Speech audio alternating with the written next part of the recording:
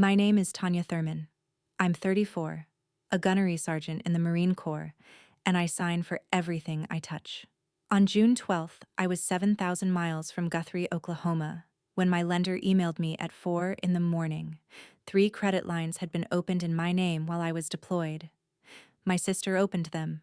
My mom helped her do it. When I finally got my mother on the phone, she didn't apologize. She said Robin was struggling and I wasn't using my credit anyway. So I did the only thing the bank would accept.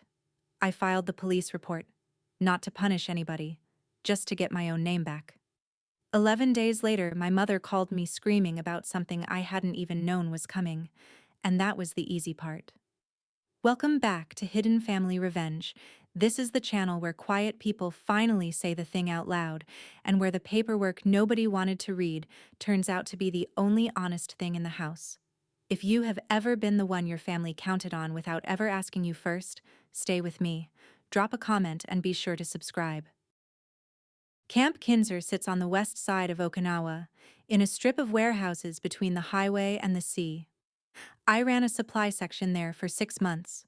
My job is Supply Administration and Operations Chief. Stripped of the title, it means I count things and I sign for them. On paper, I held a CMR, which is a Consolidated Memorandum Receipt. It is a list of government property with exactly one person's name at the bottom of it. Mine came to just under $4 million. Generators, pallets of camouflage netting, ratchet straps by the case, in a container that smelled like hot rubber every afternoon by 10. My rule was simple, and I never once bent it. If my name is on it, I can walk you to it. I could tell you which pad the generator sat on and which pallet the netting came off. Marines used to joke that I would inventory the ocean if somebody handed me a clipboard. I took that as a compliment, because it was mostly true. Okinawa runs 14 hours ahead of Guthrie. My breakfast was my mother's dinner from the day before, and every call I made home was a small act of arithmetic. I got good at it. I could tell you what time it was on Noble Avenue without looking, the way some people always know where north is. Every month since April of 2018, I sent $600 home by allotment. That is an automatic deduction. The Marine Corps takes it before the rest ever reaches me. My father died that March. The first allotment went out 3 weeks after the funeral, and I never turned it off. The 87th one went out on the 1st of June. $52,200 if you add it up, and I never did. I inventoried everything I touched for 16 years. I never once asked what that money paid for. The house was 1,180 square feet of brick, on half an acre on Terrapin Lane, in Hubert, North Carolina. That is 20 minutes from my permanent duty station at Camp Lejeune, and about 1,000 miles from anybody who shares my last name. It had a pole barn with a dirt floor. It had a pecan tree at the back corner of the lot, leaning slightly, the way old pecans lean. The listing photos were bad. I made an offer anyway. I was buying it with a VA loan. That is the home loan benefit you earn by serving. My loan officer was a patient man named Terrence Ordway. He worked out of Coastal Carolina Home Lending. Closing was set for August 18, 2025. I would still be in transit from deployment. A real estate attorney named Bernice Lofton held my power of attorney. She would sign the papers for me. I had a folder on my laptop with the inspection report and the appraisal. There was a photo of that pecan tree in it. I looked at it more than I want to admit. 16 years in, I had a truck, a storage unit in Jacksonville, and a savings account. I had never owned a wall. My father rented his whole life. He died in a house that belonged to a bank. It also belonged to my mother's name and to a probate file. One night on the phone, I told Reuben Calder about it. This would be the first thing I owned with one name on the paper. Then I stopped talking, because I heard how that sounded, and I didn't like how much I meant it. Ordway called it a clean file. He said underwriting would do one last credit pull before the commitment letter came out. Standard practice, nothing to worry about. He said it the way you say a thing you have said 400 times. I wrote the date down anyway, because that's what I do. 2 weeks before the email, I ran a joint inventory with the section I was taking over from. That is a slow, dull, unglamorous ritual. 2 people walk a warehouse with a list and touch every line on it. On the second day, We came up short. A generator set was missing two of its supporting items, the small components that are supposed to travel with the machine, a cable and a toolkit. Not a fortune, a few $1,000s, maybe. The Marine who signed before me had rotated home in April. The paperwork, though, had already rolled over. The list had my name on the bottom of it now. Staff Sergeant Reuben Calder was standing next to me with the clipboard, and he said what almost anybody would say. "Sign it, Gunny. It's 4-line items on a machine nobody's touched since March. In 6 months it'll clear itself." He wasn't being lazy, he was being kind, in the way people are kind when they want to spare you a paperwork winter. I told him to pull the forms for a lost property investigation. That meant a formal report, statements, a review by an officer, and a determination of whether I was financially liable. It meant my name attached to a discrepancy in writing, on purpose, where anybody could read it. It slowed my whole section down for 2 weeks. It also put a small, ugly line in my record. A board could see that line someday. Calder asked me why. I told him the thing I had been telling Marines since I was a corporal. You sign for it or you don't. There's no third column. He laughed, because it sounded like a slogan, and I let him. It wasn't a slogan. It was the only rule I had that had never failed me. 3 months later, I found out where I had built my own third column. I also found out how long I had been filling it. The email came in at 4:30 in the morning on June 12th. I was awake, because I am always awake at 4:30. Ordway's subject line was calm. The body was not. Underwriting had run the final credit pull and found 3 trade lines opened in the last 90 days. A trade line is just an account as the credit bureaus see it. My debt-to-income ratio had gone through the ceiling. The file was suspended pending explanation. I read it twice. Then I sat down on the edge of my rack. I pulled my own credit report over the Morale Wi-Fi. It took 11 minutes and dropped twice. Sooner, Plains Federal Credit Union. A signature line of credit, $9,400, opened March 14th. Hallbrook's Home Center. A store card, limit $6,200, balance $5,980, opened April 2nd. Century First Bank. A credit card, limit $11,500, balance $9,500, opened May 9th. $24,880. 2 of the 3 were 60 days past due. I want to tell you that I felt something dramatic. What I actually felt was the specific flat calm I get during an inventory when the count comes up wrong. You stop. You don't argue with the number. You go find out where the number came from. So I scrolled down to the identifying information block, the part nobody reads. Then I looked at the address of record on all 3 accounts. 1114 East Noble Avenue, Guthrie, Oklahoma. My mother's kitchen. The house with the chest freezer on the back porch and the storm door that sticks. Somebody had opened 3 accounts in my name, and they had not even bothered to invent a place to send the mail. Here is what I did before I called anyone. I opened my selection folder. 6 weeks earlier, my name had come out on the slate for Marine Security Guard Detachment Commander, January 2026 class, Quantico. That is the program that runs the security detachments at American embassies. Getting picked is not a small thing. It is a B-billet. That means special duty outside your regular occupational field. In my career field, it is the door you walk through. Without it, you are not competitive for Master Sergeant. It is also the most financially invasive screening in the Marine Corps. They look at your credit like a bank looks at a stranger.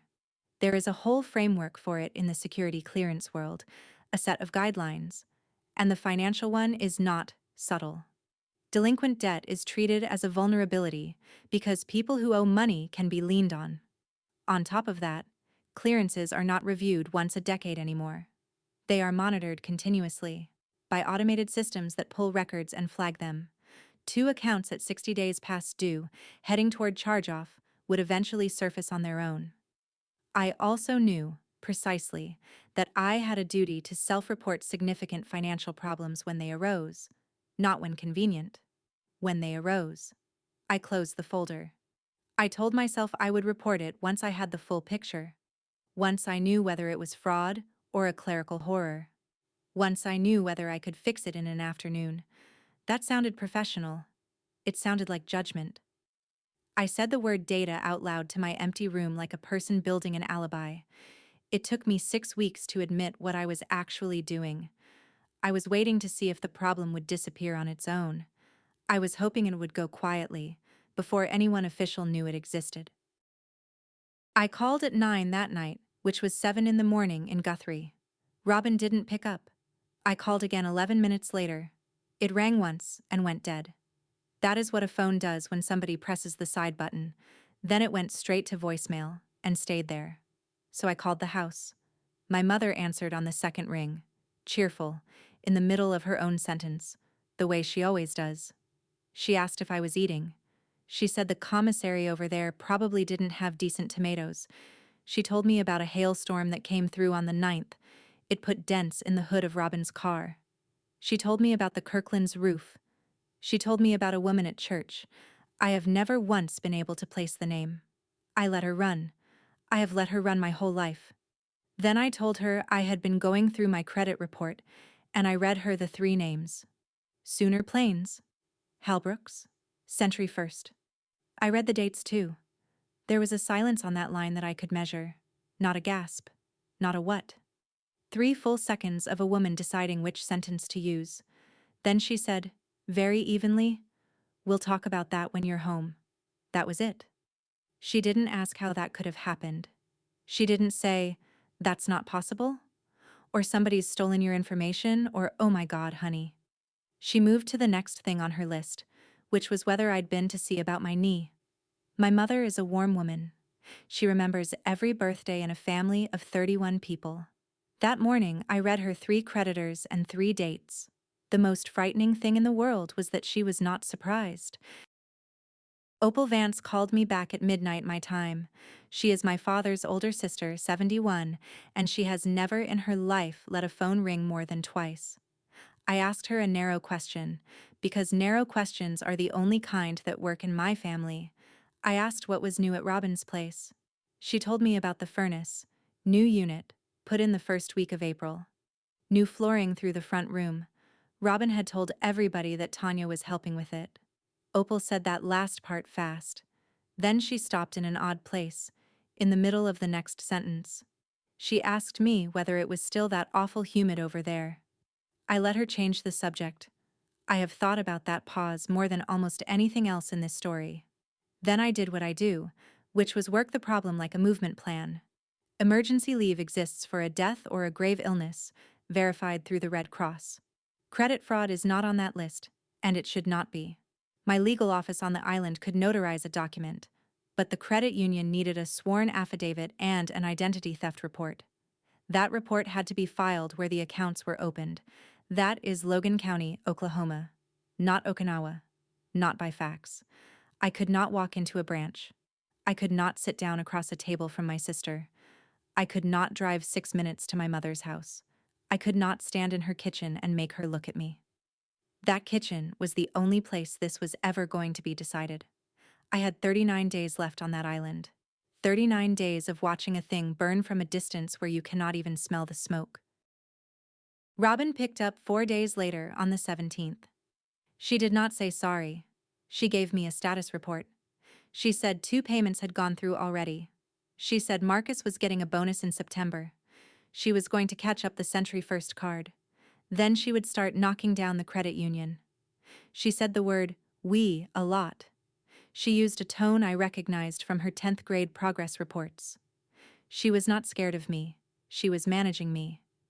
Then she said the thing that told me exactly what house I grew up in.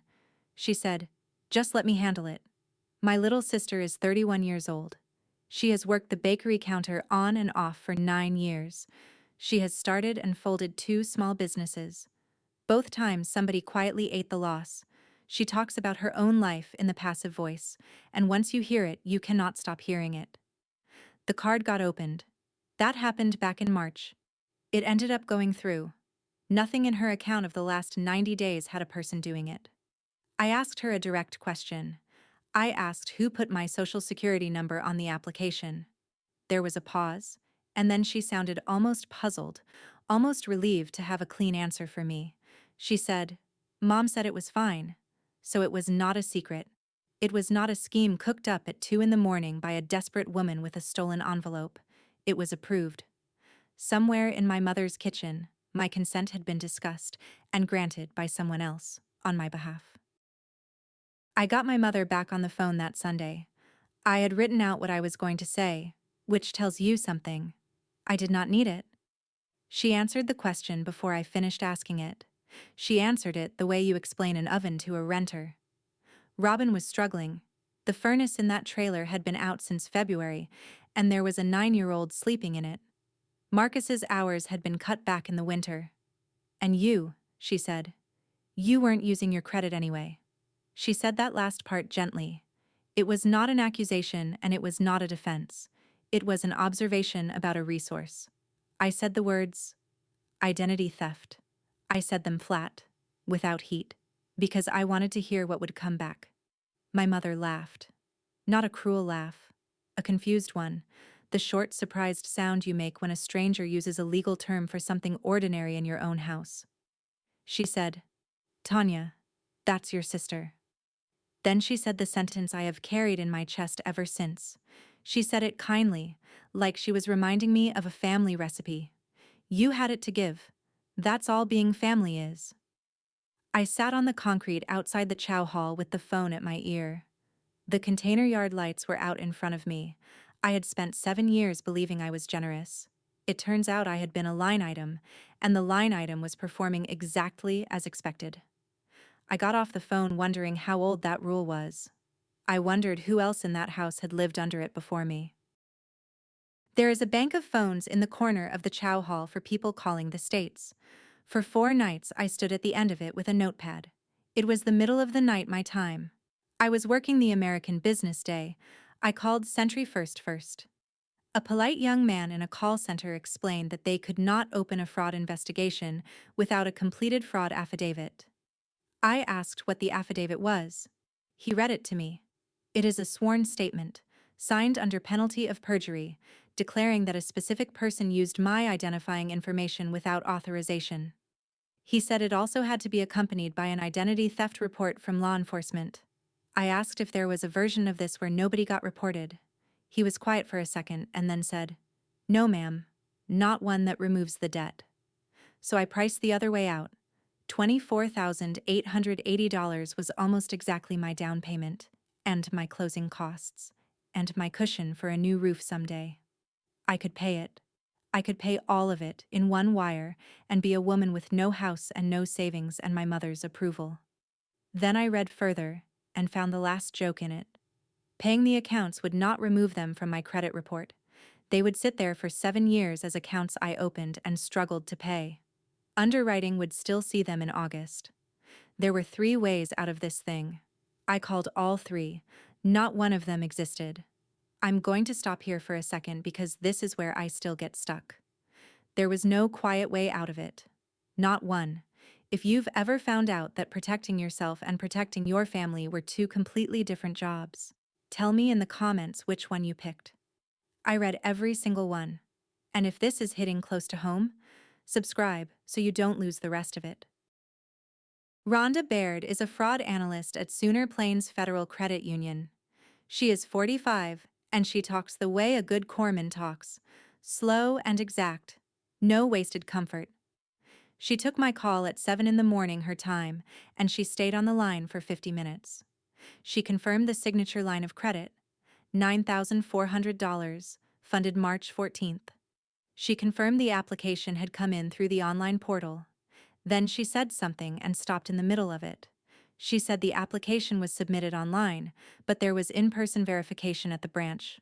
I asked what that meant. She said she was not able to discuss another member's file. I asked it a different way. She said, politely, in a voice that had gone careful, that she was not able to discuss another member's file. So somebody had walked into a branch on Noble Avenue in March. They had documents in a folder. They stood at a counter and vouched for me. Rhonda told me the rest of it plainly. To remove my name from that obligation, she needed the sworn affidavit and a police report. There was no other path, no manager, no exception, no letter from a gunnery sergeant that would substitute. Then she told me the part I did not think hard enough about. I was too focused on getting my own name back. She said once that report exists, our systems act on their own findings. She said, nobody here gets to unfind fraud. I thanked her. I hung up. I stood in the dark by a bank of payphones in Okinawa. I could not stop wondering who had stood at that counter in March. People always want to know how somebody like me got caught. So I built a timeline in columns, the way I build an inventory sheet. I am going to give it to you straight. That includes the parts that make me look bad. February of 2024, before my last deployment, I placed an active duty alert on my credit. That is a protection for deployed service members. It requires lenders to take extra steps to verify identity. It is good for 1 year. Mine expired in February of 2025, on schedule, exactly as the law is written, 1 month before my sister walked into a branch. January 14, 2025, I lifted the credit freeze at all 3 bureaus. I did not do that carelessly. You are required to lift it to let a lender pull your file, and I was getting pre-approved for the house. My orders to Okinawa then moved up by 3 weeks, which is a thing that happens. I refroze 2 bureaus from a computer in the morale center the night before I flew. The third session timed out at the confirmation screen. The bureau mailed the confirmation letter, which is standard, to the address of record. That address was 1114 East Noble Avenue. I had a form filled out to change it. It was in my go bag, in a folder, with a stamp already on it. So no, nobody broke in. I unlocked the door myself so I could buy a house. Then I asked them to mail the key. They mailed it to the one address in America I most needed locked. I landed at Cherry Point on July 21st. On the 23rd, I put a duffel in my truck. I drove 1,150 miles to Guthrie. I stopped for the night outside Memphis because I am not 22 anymore. I got in Thursday evening and I did not go to the house. I got a room at the Blue Stem Motel on Division Street. That is 6 minutes from my mother's front door. I lay on top of the covers with my boots still on. I had gone by Noble Avenue once, in daylight, just to look. Through the storm door I could see the chest freezer on the back porch. A stack of mail sat on top of it, 6 inches deep. It was rubber banded, and my name was on the top envelope. Several of them had been opened, not steamed. Opened, with a thumb. Friday morning, I walked into the post office 2 blocks off Division Street. I asked for a change of address form, the one they call 3575. I filled it out standing at the counter with a pen from my chest pocket. Old address, 1114 East Noble Avenue. That mailbox had carried my name for 16 years, since the summer I enlisted at 18. Every duty station, every re-enlistment packet, every Christmas card from every Marine I ever served with had gone there first. New address, a box in Hubert, North Carolina, that I had rented on Wednesday for $11 a month. The clerk asked me if it was temporary or permanent. I said permanent. She stamped the receipt and slid it across and I folded it in 4 and put it in my wallet. 2 hours later, Robin texted me. Mrs. Hallman says the mailman put a moved sticker on Mom's box. What are you doing? Nobody in my family ever mentioned $24,880 to me. They called about the mailbox. My mother came to the motel that evening at 7 with a foil pan on the passenger seat. Chicken and rice, still warm, with a paper towel under the lid. She did not want to come inside. We stood in the parking lot under the light on the pole while trucks went by out on Route 33. She never mentioned the money, not one figure, not one account, not one date. She talked about the Hallmans. She talked about how it would look. A woman down the street had already asked her a question at the Sonic. She said, "We don't do things that way in this family." She said your father would be sick over this. That one landed, and she knew it would. And I do not think she planned it. That is the part that is hard to explain about my mother. She is not scheming. She is fluent. 2 of my aunts called me that same night, an hour apart. Both of them opened with, "How are you holding up, honey?" Both of them arrived at the same destination. Neither one asked about the 3 accounts. Before she left, my mother put her hand flat on my forearm. She used to do that when I had a fever. She said it again, softer this time, almost as a comfort. You had it to give. That's all being family is. I stood there with a warm pan in my hands, and I finally understood the shape of the thing I was in. This fight was never going to happen on paper. It was going to happen in kitchens and parking lots and phone calls between women who have known each other for 50 years. And on that ground, I was never going to win. Not once. Not ever. Saturday, I drove out to Robbins, 6 minutes the other direction. It is a double wide on a rented lot at the edge of town. There is a dog run and no dog. Marcus Kessler met me at the steps. He is 34, a lead installer on heating and cooling systems. He is the only man I have ever seen apologize with his whole body. He made coffee. He said I'm sorry about 4 different ways, and every one of them was real. Wyatt came around the corner of the trailer with a 5-gallon bucket and made me look at a bullfrog in 3 inches of water. He told me its name was Chief. He is 9. He has my father's ears. Inside, the front room had new luxury vinyl plank flooring, gray, still with the sticker residue at the threshold. The new furnace hummed in the hall closet. Marcus got a napkin off the counter and started drawing me a payment plan. Arrows, brackets, the word month written 3 times. There was not a single number anywhere on it. He kept saying if we can just get the store card knocked down. I sat there in that clean, warm front room. A kid's frog bucket dripped on the step outside. I came within about 4 seconds of taking that napkin. I almost folded it into my wallet, next to the post office receipt. Then Marcus said, half to himself, staring at the arrows, I told Robin not to use my terminal. He stopped. He looked at me. Then he looked at the wall. He did not bring it up again for the rest of the afternoon. I did not ask. I should have asked. That sentence cost that man everything he had, and it took 11 more days to do it. Ordway called Monday at 9 his time. He was still kind about it, which somehow made it worse. Underwriting had reviewed the file and would hold it open for 10 business days. In that window, I needed either the trade lines removed from my report or a formal fraud case on record with the creditors. My rate lock expired August 15th. Closing was August 18th. He said, I've seen these go both ways, Gunnery Sergeant. He said it the ways a doctor says most people do fine. I drove to the credit union that afternoon and asked for Rhonda Baird. She came out to the lobby. We sat at one of the little round tables by the window. I asked her the only question I had left. I asked if there was a version of this where no police report ever got filed, and my name still came off the note.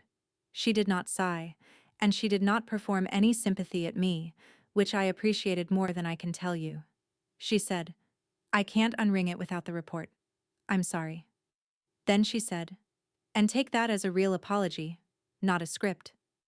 I walked out through the double doors into that white Oklahoma light and got in my truck and put my hands on the wheel. I sat in that parking lot for 40 minutes and never turned the key.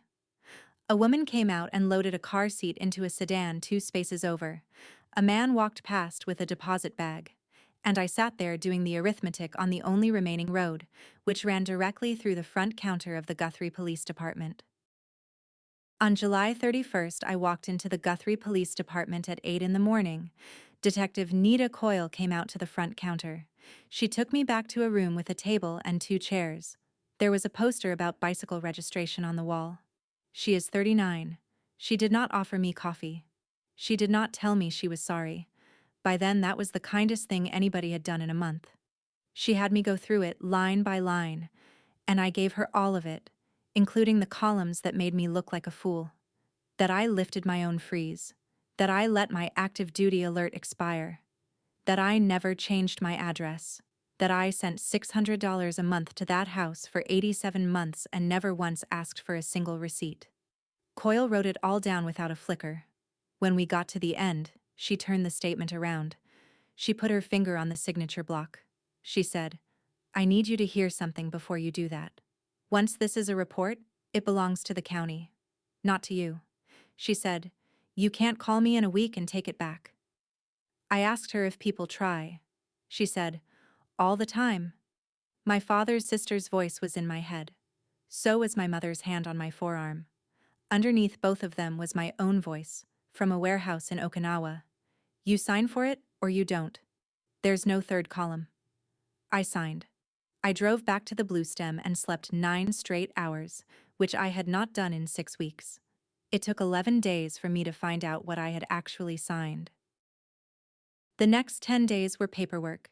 And paperwork is boring, and I want you to know that on purpose. I filed a report on the federal identity theft site and printed the recovery plan it generated. I sent block requests to all 3 credit bureaus. There is a federal provision for it, 605B.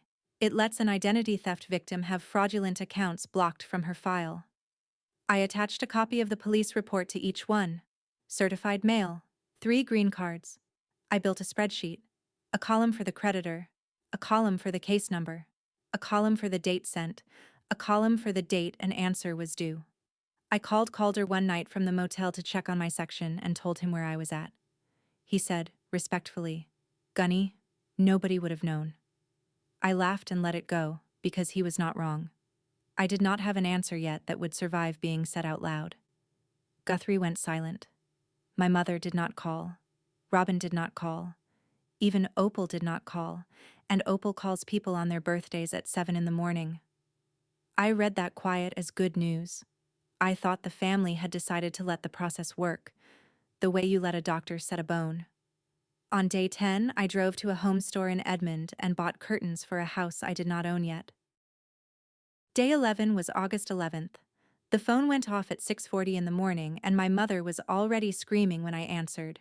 It took me a while to assemble the pieces because she was not telling a story. She was firing debris. 3 things had happened inside 24 hours, and I had decided exactly none of them. Sooner planes had matched their own records. One member had walked in on March 14th and vouched for the application. It was my mother. She had co-signed the note. When the affidavit landed saying the borrower never authorized it, the credit union acted on its own findings under the terms every member signs. They froze her share account and applied the offset provision against the balance. They accelerated the loan on her 2019 pickup. They terminated a 31-year membership and reported it. Her direct deposit bounced back on the 10th. Second, Halbrook's loss prevention had traced the store card application to an employee terminal and an employee discount code. Marcus was walked out on Friday by a manager named Cheryl Priest. His installer's bond was suspended pending the outcome. He could not take a single job in the state while that file stayed open. Third, Century First had referred the whole thing to the assistant district attorney for Logan County. My mother was shouting so hard the phone was clipping. And then she screamed the sentence at me like a verdict. "You had it to give. That's all being family is." I stood in a motel room in the dark and understood, from her own accusation, that my mother had been standing at that counter. I tried to stop it. I want that on the record, because people hear this story and assume I built a trap. I called Rhonda Baird at 9 that morning and asked her to withdraw the whole thing. She was very quiet, and then she explained it to me twice, patiently, the way you explain a thing to somebody in shock. Once the institution has documented fraud, it is required to act on that finding. There is no button.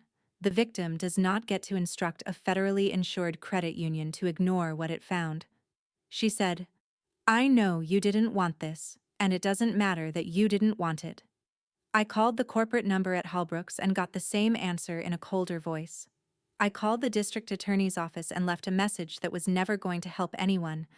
Around 4 that afternoon, my mother called me back, and she did not yell. She put Wyatt on the phone. He was breathing the way kids breathe when they have been told to say something. He said, "Aunt Tanya, are you making my dad lose his job?" I said, "No, buddy." It was true, and it was also, in some way I still cannot fully take apart, not the whole truth. I told him I loved him. I told him to take care of Chief. Then I hung up. I sat on the end of that motel bed. The light outside went orange. For the first time, I did not know if I was right. Day 11 is the part people always ask me about. I didn't build that. I only wrote down what was true, and the truth kept its own schedule. If you've ever been blamed for a consequence you never chose, you know exactly what that phone call felt like.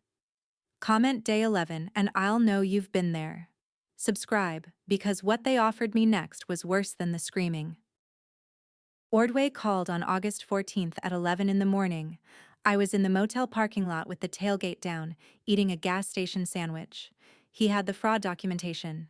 That part had worked, but all three trade lines were in active dispute rather than removed. The credit union account was flagged under a litigation hold. Underwriting could not clear a file in that condition. The commitment was withdrawn.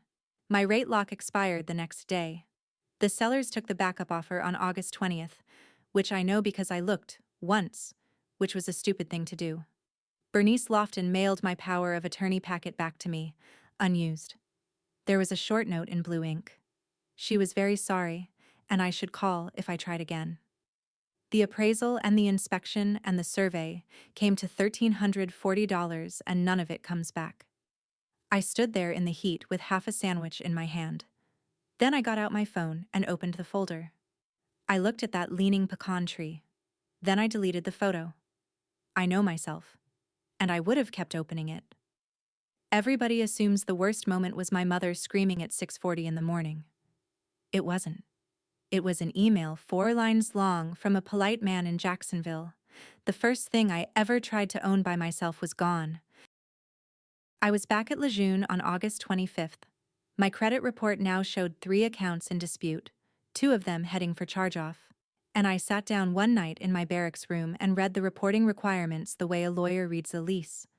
The obligation to self-report significant financial issues is triggered when the issue arises, not when it is resolved.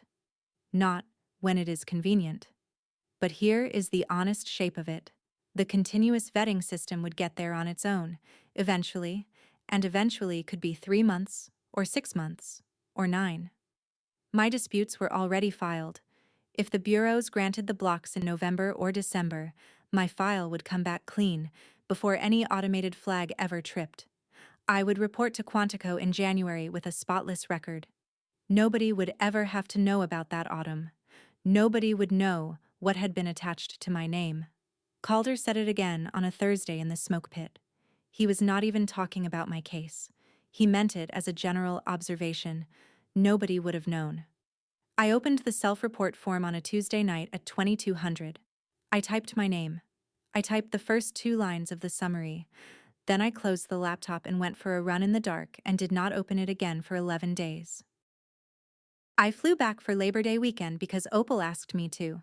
She picked me up in her Buick on Saturday afternoon. She drove me to Noble Avenue while my mother was at the church rummage sale. Opal has a key and always has.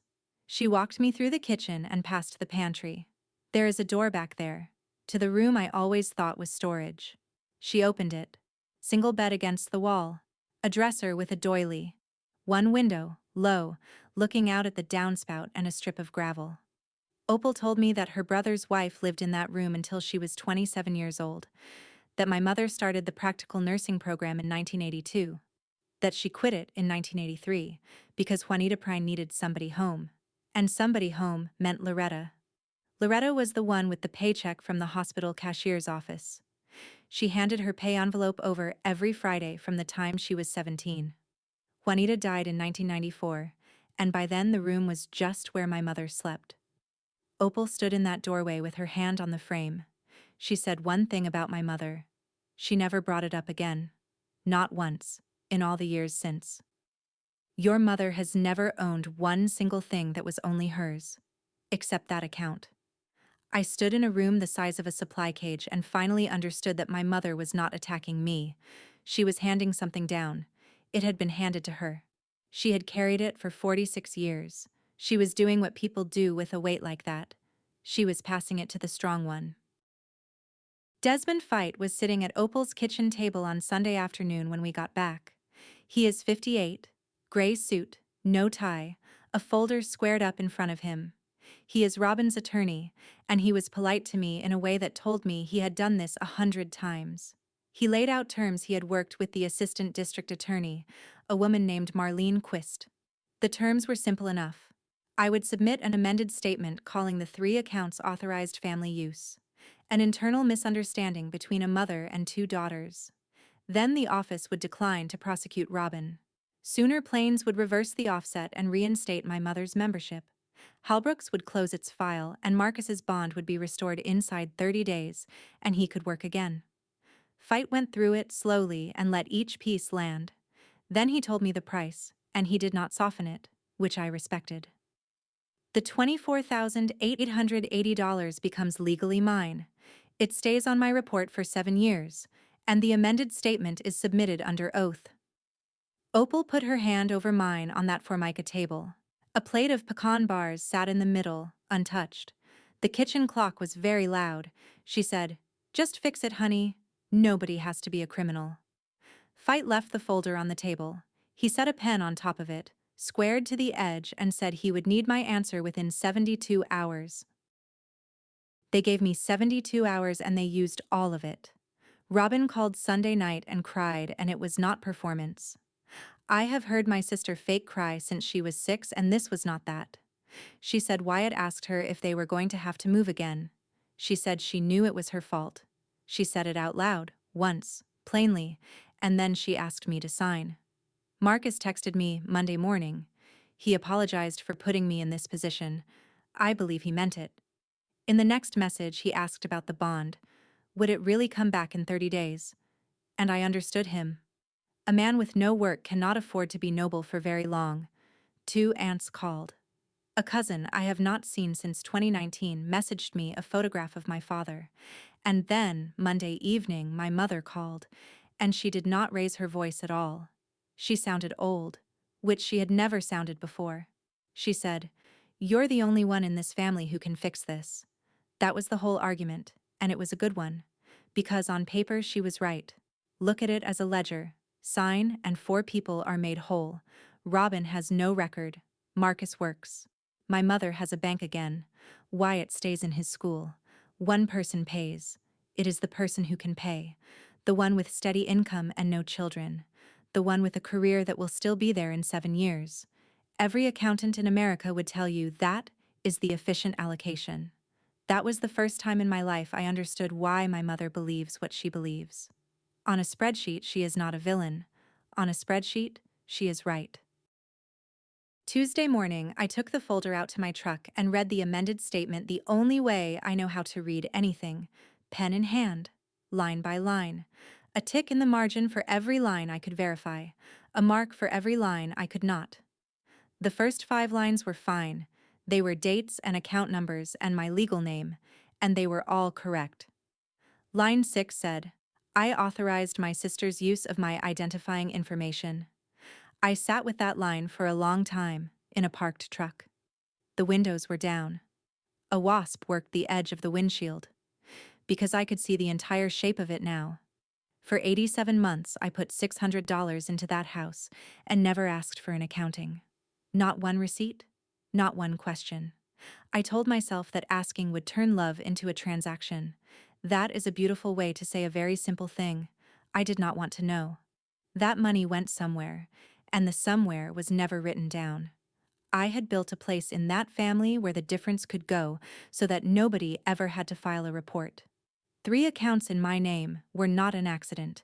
They were the logical result of a column I opened in 2018 and never once closed.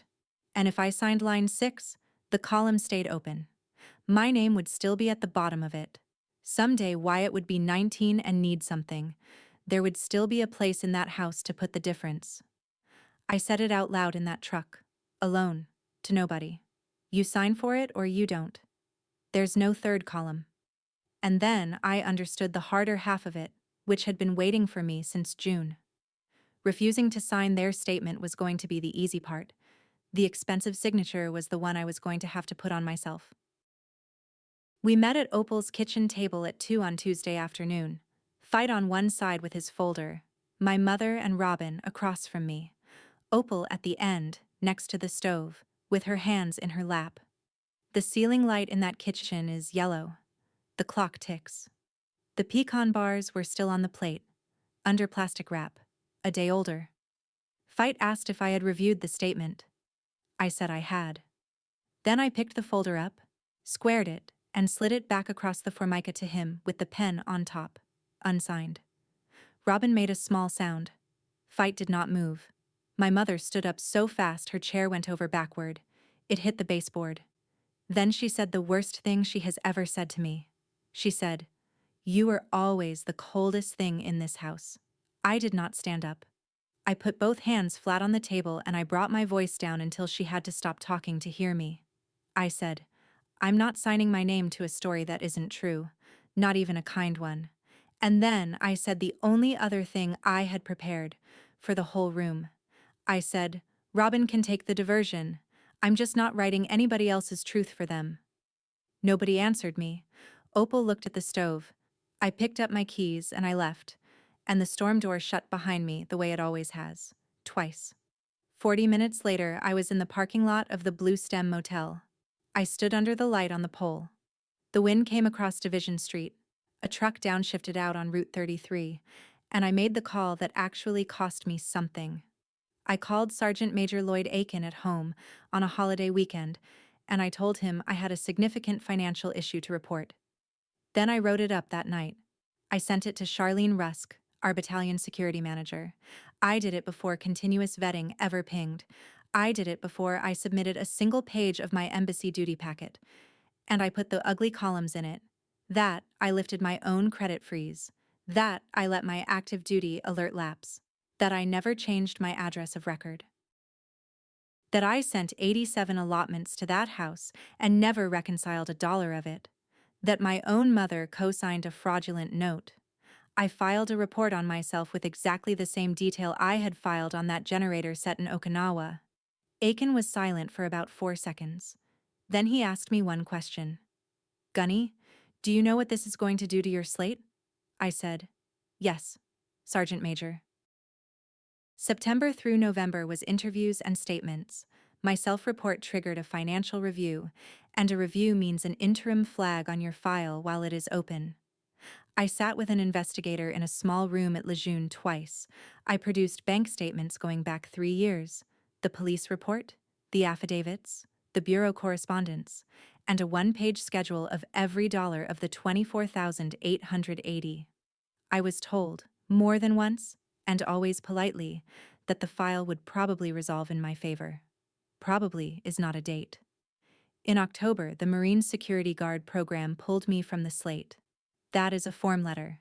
It uses the phrase administratively removed. The January class at Quantico filled without me, 31 seats, and I could name 4 of the people in it. The Master Sergeant Board convened that winter.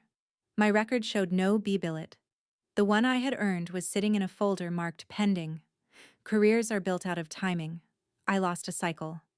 Aiken caught me outside the chow hall in November and said it without any ceremony at all.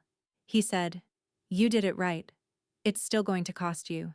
He is not a warm man, and that was not a warm sentence. I intend to keep it anyway, for the rest of my life.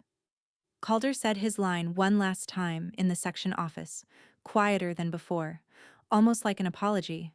Nobody would have known. And this time I had the answer, and I gave it to him without heat. I said, "I would have." I signed for it. Nothing about the good part was dramatic. In December, all 3 bureaus granted the block. The 3 trade lines came off my credit file. They came off because the affidavit was true when I signed it. It stayed true under every question anybody asked. That is the entire mechanism. There is no clever version. Robin accepted a deferred prosecution agreement in November.